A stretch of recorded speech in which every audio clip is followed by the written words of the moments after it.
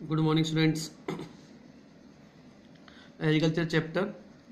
Today we will discuss about the topic of contribution of agriculture to the national economy, employment and output. Agriculture का हमारे देश की national economy में employment provide करने में और टोटल जो प्रोडक्शन है उसमें क्या कंट्रीब्यूशन है. We all know that agriculture is a very important activity. It is a primary activity and it has been the backbone of Indian economy. एक तरह से इसे हम इंडियन इकोनॉमी की बैकबोन कह सकते हैं through its share in the gross domestic product. यदि देश की जीडीपी में टोटल जो ग्रॉस डोमेस्टिक प्रोडक्ट है उसमें जो शेयर देगा एग्रीकल्चर का, उसमें लगातार 1951 के बाद से हमें एक डिक्लाइनिंग ट्रेंड देखने को रजिस्टर्ड हुआ है, देखने को मिलता है. इन 2010-11 about 52% of total workforce was employed by the farm sector. 2010-11 के डाटा के अकॉर्डिंग लगभग 52% लोग अभी भी जॉब्स के लिए एज एम्प्लॉयड जो एग्रीकल्चर एक्टिविटी में फार्म सेक्टर में वर्किंग है, एंगेज है. 52% means more than half of Indian population is dependent on agriculture for subsistence. Means आज भी आधे से ज्यादा पॉपुलेशन इंडिया की, मोर देन 50% पॉपुलेशन आज भी इंडिया की अपने सब्सटेंस के लिए, अपने गुजारे के लिए, अपने एम्प्लॉयमेंट के लिए, अपनी वे ऑफ लिविंग के लिए हमारे एग्रीकल्चर पर डिपेंड करते हैं. 1951 के बाद हमने कहा कि लगातार शेयर कम होता जा रहा है एग्रीकल्चर का. The declining share of agriculture in the GDP is a matter of serious concern. अगर हम इस तरह से देखें देश की जीडीपी में लगातार एक जगह शेयर कम हो रहा है तो ये बहुत ही ज्यादा एक सीरियस वाली बात है, बहुत ही ज्यादा चिंता करने वाली बात है.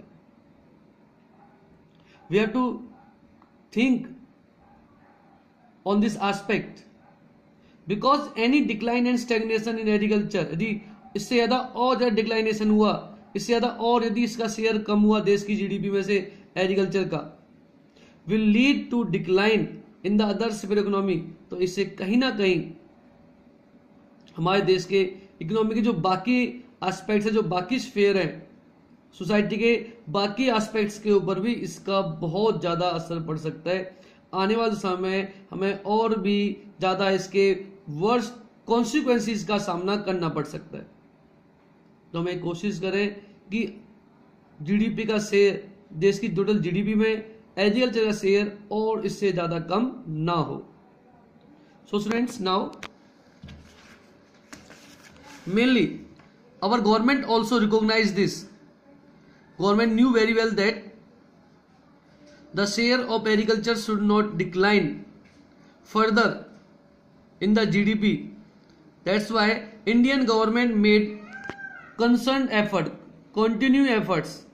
लगातार इंडियन गवर्नमेंट ने इसके लिए बहुत सारी एफर्ट्स की हैं, so that to modernize Indian agriculture and to increase the share of agriculture in Indian GDP. Some steps are, some efforts made by Indian governments are follow as. First is establishment of Indian Council of Agricultural Research. हमारे यहाँ ICAR की establish किया गया ताकि agriculture के अंदर, agriculture के related बहुत सारी रिसर्च की जा सके. इसके लिए काउंसिल बनाई गई, that is known as Indian Council of Agricultural Research, establish किया गया. इसे एग्रीकल्चर रिगार्डिंग बहुत से कोर्सेज स्टार्ट किए गए. इनके कोर्सेज कराने के लिए बहुत सी यूनिवर्सिटीज ओपन की गई, जिन्हें एग्रीकल्चर हिसार में है हमारे यहाँ. सो हरियाणा के हिसार में एग्रीकल्चर यूनिवर्सिटी ओपन की गई है. So agriculture universities also open in India. Veterinary services, animals के रिगार्डिंग जो लोग, बिकॉज इंडिया में animal husbandry also a part of agriculture. जो हम एग्रीकल्चर डिफाइन करते हैं तो it is not only deal with the cultivation of crop, it also include forestry, sericulture, horticulture, pisciculture etcetera. So animal husbandry is also a part of agriculture. हमारे यहाँ animal breeding centres open किए गए government के through ताकि अच्छी variety के new species animals को आगे ब्रीडिंग की जा सके. हॉर्टिकल्चर डेवलपमेंट्स, लगातार फ्रूट्स और वेजिटेबल की डेवलपमेंट में लगातार सरकार एफर्ट कर रही है कि गवर्नमेंट नए नए स्टेप्स उठा रही है और हॉर्टिकल्चर की डेवलपमेंट को लगातार फोकस किया जा रहा है। Research and development in the field of metrology weather forecast, लगातार मेट्रोलॉजी की फील्ड में गवर्नमेंट रिसर्च और डेवलपमेंट पर ज़्यादा फोकस कर रही है। अब किसानों को समय से पहले ही मौसम की अच्छी पूर्व जानकारी मिल जाती ताकि वो बारिश कब होने वाली है, कब हवाएं चलने वाली हैं। जैसे कि अभी देखिए कल महाराष्ट्र में एक निसर्ग नाम का तूफान आया था, उसके लोगों को, आसपास के लोगों को, जितने फिशिंग करने वाले लोग, मछुआरों ने या आसपास लोगों ने बहुत पहले ही उसी वेदर फोरकास्ट मिल गया था। कई दिन पहले जानकारी मिल गई थी इस दिन ये तूफान आने वाला है, तो लोग इससे पहले ही प्रिकॉशंस कर सकते हैं, सावधानियां बरत सकते हैं। And improving the rural infrastructure, इसके साथ साथ रूरल एरियाज में इंफ्रास्ट्रक्चर को इंप्रूव करना भी बहुत जरूरी है यदि एग्रीकल्चर को इंप्रूव करना चाहते हैं। तो without rural infrastructure, without the improve the rural infrastructure we cannot develop the Indian agriculture।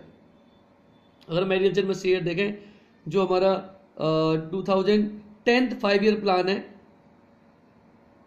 It is 1.7 agriculture का शेयर है, ग्रोथ रेट है। 11th में 3.2 है, it is 2007 to 2012 2012 to 2017, but target was in first target to 4.0, second target was 4.2, but we achieved only 3.2 agriculture growth rate.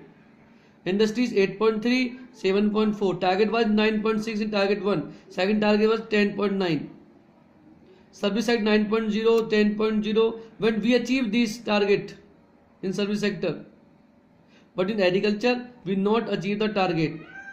Total GDP share was 10th 5-year plan is 7.2, 8.2, 9.0 and 9. Target was, but after 10th 5-year plan we are